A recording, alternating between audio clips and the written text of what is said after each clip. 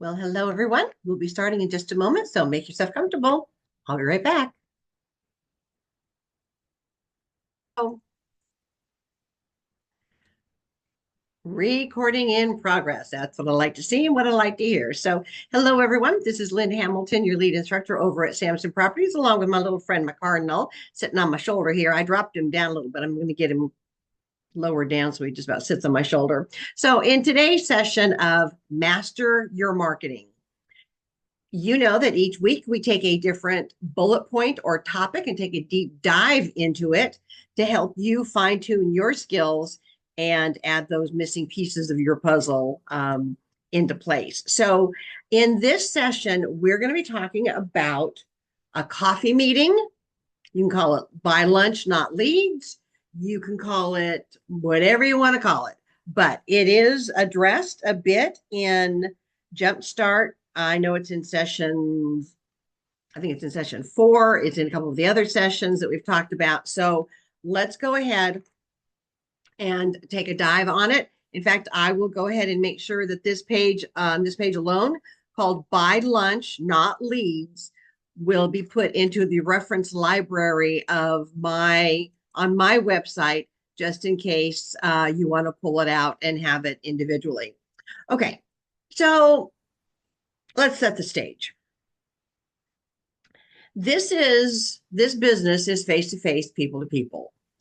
People that know you and trust you are more apt to use you when the time comes that their home no longer meets their needs. We know that a cute newsletter, a cute marketing message, a cute anything is not going to generate someone to say, hey, let's go ahead and sell the house and let's buy a new one because we got this really nice newsletter or this postcard or this mini magazine or whatever it was that came in the mail. It doesn't work like that.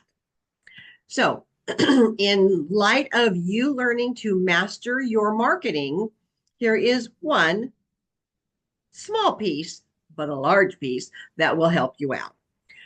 I would rather see you go buy coffee or lunch for people that you know that are in your SOI than to spend money on leads that are not necessarily going to pay off. Now, this is my little pet peeve of the real estate world, so bear with me. So often, agents are buying leads and they think they're buying pre-screened, pre-qualified leads. Now, a few years ago, yeah, you could sort through and you could do the follow-up and you could activate and it would pay off. We're also in a 2% interest or 2.5% interest market. We're not in that right now. So it goes back to people aren't buying because they can get a better interest rate and a bigger house. They're buying slash selling slash buying because the home no longer meets their needs and they need to either move up or move down.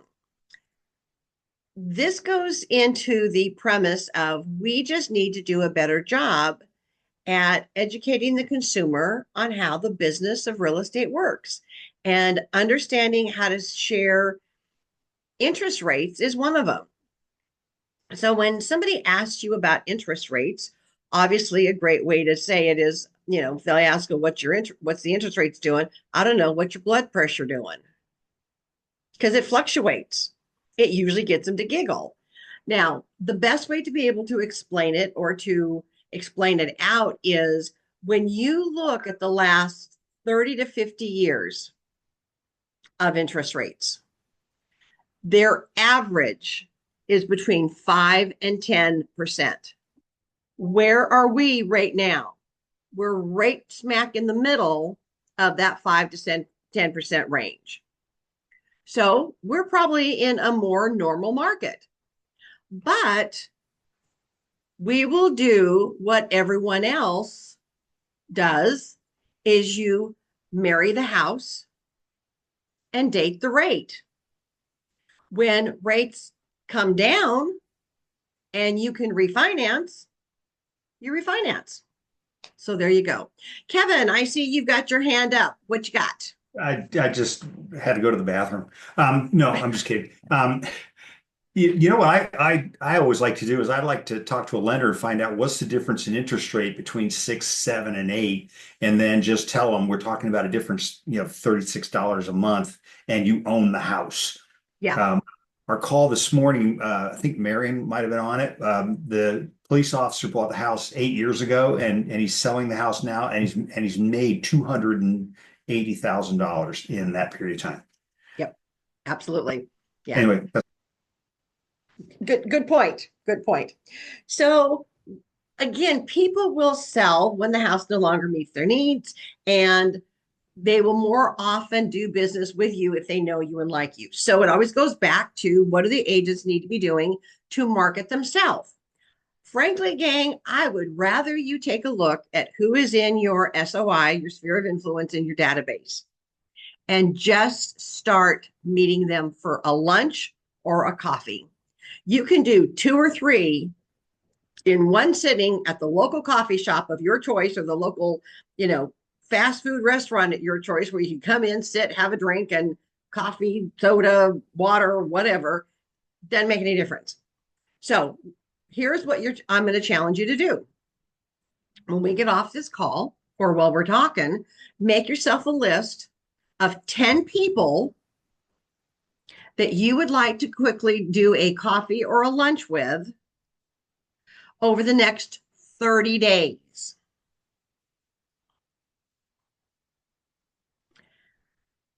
When you meet them, obviously you're going to say, hey, I was in the area. I'm so glad we were able to meet. Just kind of that quick little chit chat. How are things going? How's the dog? How's the kids? How's the, whatever. And then you're able to also just double check if you haven't asked them recently. So tell me, do you still love the house you're in?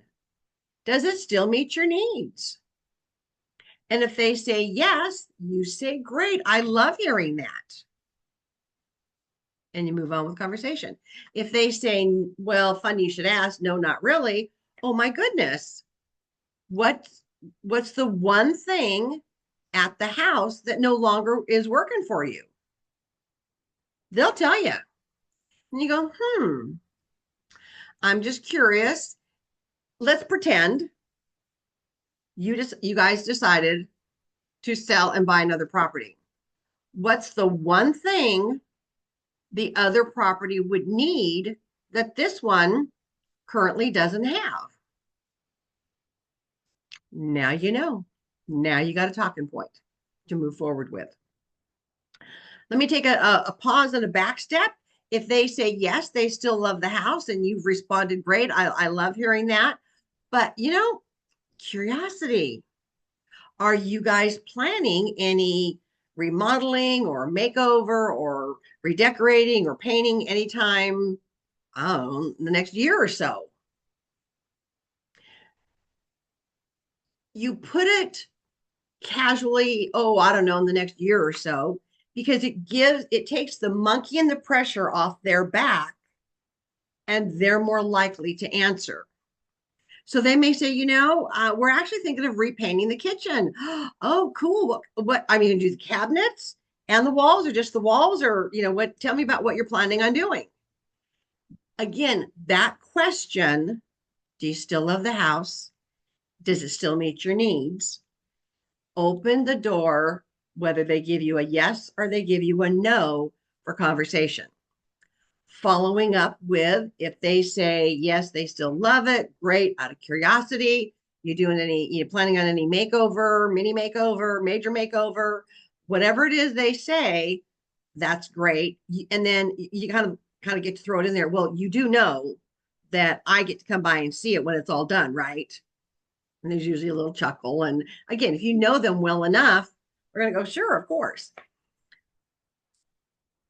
The benefit of that is if you have completed your Jumpstart session 3 and have started building out your service providers, you can say, hey, as I've got a list of service providers that may come in handy if you need anyone don't hesitate to ask. I will see who I have on my list. Okay. You're letting them know that you've got this list of go-to options and recommendations. Now, when you go to give a recommendation, best business practices is you give 2 to 3 names and numbers. If you yourself have never used them, you just very clearly say, just so that we're clear, I have no skin in the game. In other words, I don't pay them, they don't pay me a kickback, a bonus, or anything. These people have come highly recommended by others in my database that said they did a great job. They would highly recommend them and they would use them again. I personally have not used them, but that was a pretty good recommendation. So at least, again, it's giving you a couple of options. What they choose to do is absolutely the ball in their court. If they want to, look up to see, if they're bonded and insured and all licensed and all that kind of stuff, that is on them as well. Because again, you are giving them several options, but you're also clearly stating you've got no skin in the game. These people have come, they're on your list only because they've come highly recommended by someone that you know that's in your database. And when the key question was asked, did they do a great job? Would you use them again? And would you recommend them? That was when I got this vendor's contact information. So that takes the monkey off your back just a little bit. Always give them 2 to 3, let them take it from there. But again, if you've gone through the process of building out your go-to source referrals, everybody in your database within 30 days has been called to say, hey, I'm working on a project and I need your help. As you can imagine, I'm often asked if I have vendors that I can recommend. Who have you used around the house on a project that did a great job, you would use again, and you would also highly recommend? Who would that be? You get their name, you get their, again, you can look up their information, you get their name, and, ask and double check spelling if you need to. Can I mention your name when I call them? And they'll usually say, sure. So you'd call Bob, the carpet care guy, and go, hey, Bob, we haven't met yet, but Kevin, who's one of my clients, or, my acquaintances, or whatever you want to be able to call them, has said you did a great job when you cleaned their carpets. Was he right? That's the key takeaway question at the end of that. He said you did a good job. Was he right? And that's going to startle them for a second and then say, oh my gosh, well, yeah, I'm glad he thinks I did. It's like, great. Because guess what? We need to be friends. Because you specialize in flooring. I specialize in houses that have floorings. Or I've got a database full of people that I know that also have a home with flooring in it. And most of them are dirty and probably could use you. So we need to see how we can work together. I'm looking to build a reciprocal referral relationship with a handful of vendors that I can trust and turn to. Easy, easy, easy as that. So that ties into that basic question of, does the home still meet your needs? If they say yes, great. You planning on any remodeling or upgrades? Great. What are you planning on doing? Ooh, what color are you planning on going with? You can paint the cabinets too, or just the walls? Again, you now have conversation points available. You have the ability to say, oh, and don't forget, I do have, or I'm building out my resource directory. If by chance you need someone, let me know what you're looking for. I'll see if I've got someone in my contact list that I could recommend over to you. And if not, you are going to follow up with them to find out who they used on their project? Did they do it themselves? Did they use the uncle who's a licensed contractor as well?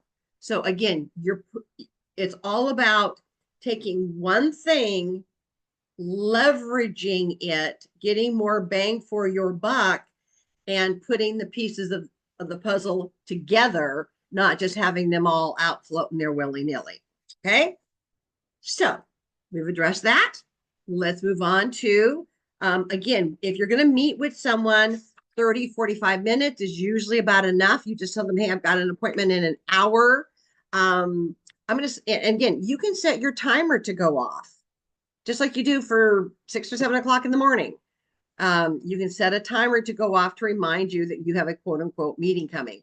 Because if not, these quick coffees or a quick lunch can turn into 2 hours and you lose the punch, you lose the effectiveness of them and the efficiency of them. So you've had a nice little visit, your alarm goes off, you're ready, you say, okay, I got, God, I could stay here and visit with you all day, but I've got an appointment that I need to get to. It was great to visit with you. Can I ask you a question? And they will 99.999% say yes. Great. And again, I'm going to make sure that this gets downloaded and put on my reference site. It may already be there. I don't know. I've got so much on there. But I'll make sure that it's up there for you in case you need it. And again, it's already been incorporated into some of the Jumpstart and some of the other classes. The conversation, again, I'm going to give credit where credit is due. This was a technique that Joe Stump in the by referral only taught me years and years ago. Joe specialized in neurolinguistics, the placement of words, and the placement of tone and execution. That was where his strength was and something that he just kind of gravitated to. So these came from him. Yes, I learned to memorize it. It's only a couple sentences. I learned to use it. And when I did, the payoff was nice. So it would go something like this. It was great seeing you, blah, blah, blah. Can we chat? Or, can I ask you a question? Absolutely. It starts with, I'm your go-to source for anything real estate related. And you're doing the little gentle nod of the head. The which is highlighted on this worksheet or this printout, is the embedded command. You know that I'm your go-to source. You know that my mission is to help you protect and maintain the value of your greatest asset, which is your home.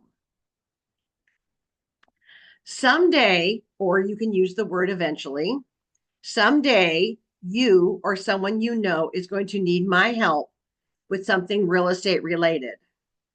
When that happens, are you comfortable introducing them to me? You're not asking to be referred because for some reason, the thought of referring scares the what out of people. So you two embedded commands in that sentence. Someday or eventually. So you're putting them on notice. Someday this is going to happen.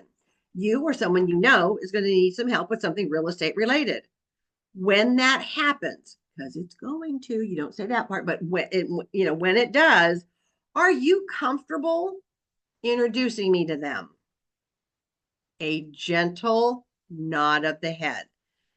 This way, I can interview with them to make sure we're a good fit and I can bring value to what they're needing to do. All you're asking is for that introduction so that you can go in and interview for the job. There you have it. You slow down, nod your head gently. They will respond.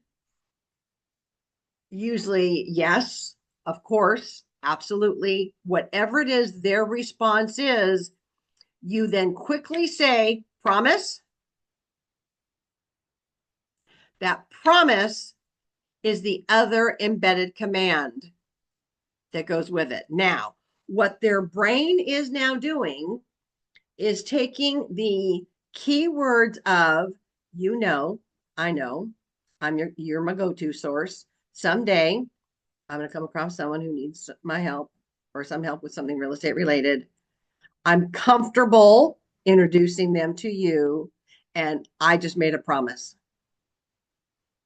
Now, if you know them really well and want to giggle and do pinky swear, you can do that. If not, just leave it as promise. From there, shush. Because you want that promise that they just made to circulate in their brain and embed in there. That's going to start rotating through on its rotating cycle, as thoughts do in our pea little brains, 10,000 times over the next 24 hours. There you go. It is literally a half a dozen sentences, but it carries a huge punch. What I would do is I would practice it and practice it and practice it. I used to have it on a little 3x5 file card in the car. So if I was stuck at a stoplight, I could rattle it off. Within a matter of a day or two, I could rattle it off. And it came then comfortably as I rattled it off. And you learn to slow the tone down just a little bit so it doesn't sound like you're scripting it out. You're just having conversation. But you know that I'm your go-to source for anything real estate related. And you know that my mission is to help protect and maintain the value of your greatest asset, which is your home. If you haven't already said, can I ask you a question? That's a great place for it to be injected. And then someday or eventually, you or someone you know is going to need some help with something real estate related. When that happens, are you comfortable introducing them to me? This way I can interview with them, find out if we're a good match and if I can help them. So you're giving them that unhooking them. So they're not going to be feeling like you're coming after the jugular. Okay. It's as simple as that. Now, you really want to have some fun.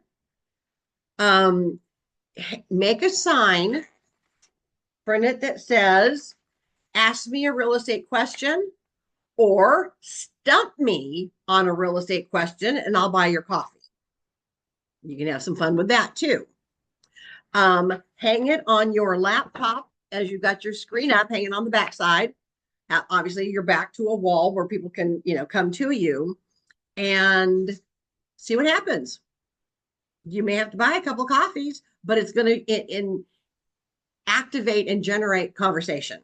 And that's ultimately what you're wanting. Now, if I were to go do that, which I would have a couple of newsletters already printed out, the free newsletters. So if they asked a question, they got a free newsletter. Just, for fun. If they're interested in, because you're going to have QR codes in there, you're going to customize it a little bit more and hand those out or have those available. And if they stump you on a real estate question, then you're buying them their coffee. Okay. Or you could even just have a $5 gift card ready. So if they did stump you, you could then give them the $5 gift card to go towards their coffee or whatever they were getting, or for the next time around as well. Again, it's going to cost a few dollars, but it's going to cost way less than running useless ads and getting drunk inquiries from 2:00 in the morning. Now, I'm going to go ahead and jump down this rabbit hole about these lead/inquiries.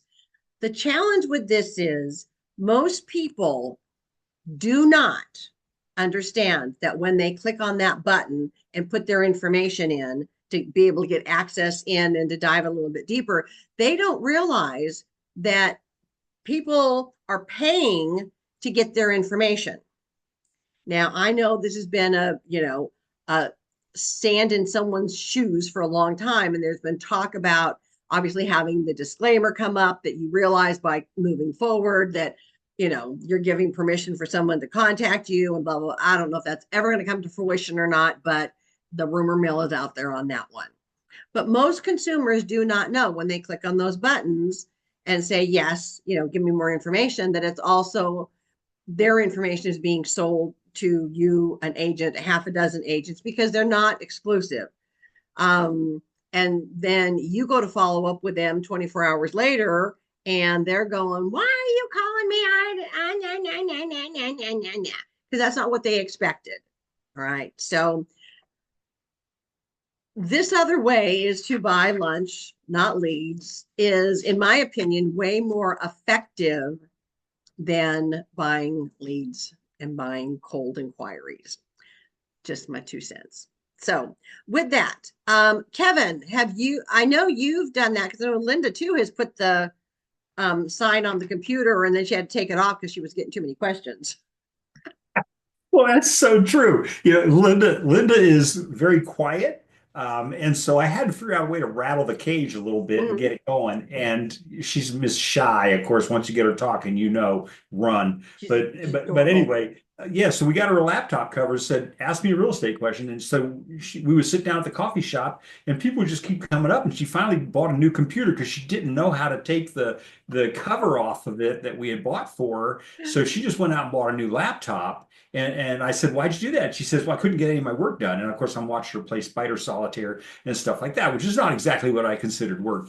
But anyway, it was very effective. You got her a lot of people, and then of course, then I closed them. So There you go. that's There the you way go. you got to let everybody know what you do for a living, folks. You can't be a secret agent. If you're a secret agent, you're swimming upstream on this. Yeah, exactly. Exactly. And again, this ties it into, this is marketing. Your job is marketing. I'm going to repeat it in case you went to sleep on me. Your job is marketing. It is marketing yourself. It is not necessarily sales, because sales is for all of us to run out to the parking lot, find a warm body out there, and convince them to buy a property this afternoon. That is sales. That is convincing them to get something that they may or may not need. That's not what we do. We need to market ourselves. We need to market the value that we bring. We need to remind them in the gentle little touches, which is why the newsletter and of these other techniques pay off, is because they won't remember you. You are not all that in a bag of chips in their world. I always giggle and laugh when somebody comes to me boo-hooing that, well, they just found out a friend of theirs just bought and sold. They sold the $750,000 house and bought a $1.1 million house, and they didn't use them. They went with somebody else. And it's like, well, they said they would use me when they were ready. Okay, I get that. When was the last time you talked to them? Or when was the last time you had a touch point with them of anything? Oh, let me think. 6 or 9 months ago. Now, 19. at that point, I'm hysterical on the floor laughing at them. They got to get me off the floor, which is not an easy thing to do, and or pretty. But I'm cracking up laughing. It's like, what did you think? Why do you think that McDonald's and everybody else still advertises? This is marketing 101. You need to stay relevant and top of mind. And it is not the going for the jugular, who do you know that's ready to buy or sell, or who you know that's thinking, because we all know that doesn't work. But what are the gentle things that you're doing, reminding them that you're still there and have information that's of value to them, which is why the newsletters, why the free reports. Gang, we're handing you all this on a silver platter. So if I can teach you nothing else, I want to make sure I'm teaching you how to market and market yourself. So there you have it. Okay. Let me take a quick pause. I'm going to pause our that this is really a face-to-face, people-to-people business. Go out and network, go out, get to know them, know which key questions to ask and which conversations to have, and enjoy. Because the more you know about them, the closer And again, you've got more leverage for conversation, or to send them paint samples or send them a newsletter with an article circled. Hey, I came across this, thought of you. I knew you were redoing the kitchen, wanted to share that with you. Whatever it is, you now have talking points to follow up with them to make your business more effective, more efficient, and build stronger and better relationships. Because again, someday they or someone they know is going to need help with something real estate related, and you want to be top of mind. Just like McDonald's, they're still advertising because they want to be top of mind when the time comes that you're hungry, thirsty, or just need a break off the freeway. Okay. All right. Jot down your list of 10 people, text them and say, hey, I'd love to meet for coffee. I'm available next week at this time. By chance, are you? Would love to see you for just 30, 45 minutes. See what happens. Some will, some won't. So what? Next. They may be on vacation and they can't. That's fine. You push them down for a later week. But go ahead and at least do one. I dare you. And then let me know how it went. All right, my friends, with that one, I'm going to let you go. This is going to wrap up this session. We will have the recording of this posted up on my website shortly. So if you need to come back and listen to it, it'll be there for you. So with that,